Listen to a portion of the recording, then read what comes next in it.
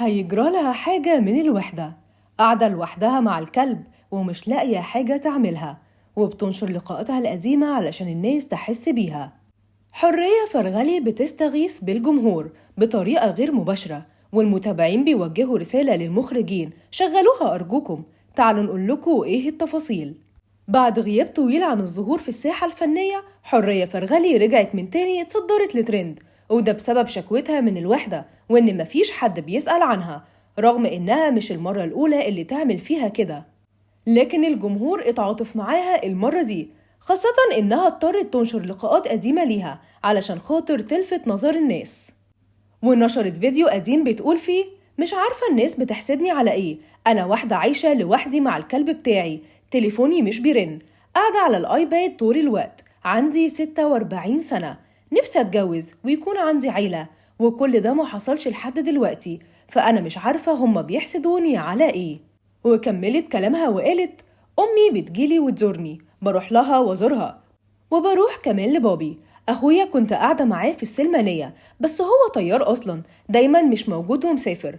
رانيا صاحبتي جدا، بس ما بنشوفش بعض كتير لأنها في 6 أكتوبر وأنا هنا، وطول الوقت أنا قاعدة لوحدي، مفيش حد معايا ولا حد يسليني وياخد باله مني.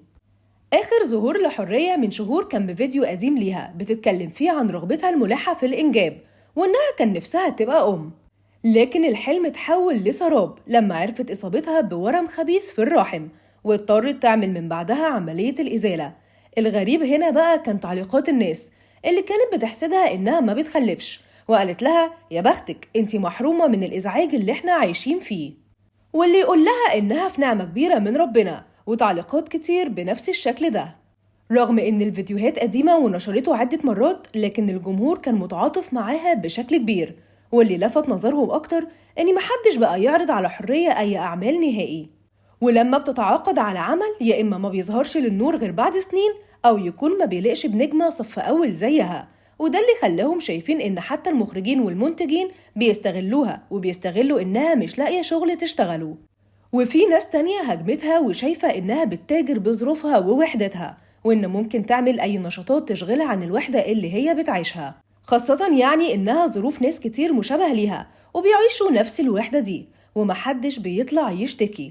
وقالوا إن كل هدفها هو تصدر لترند مش أكتر.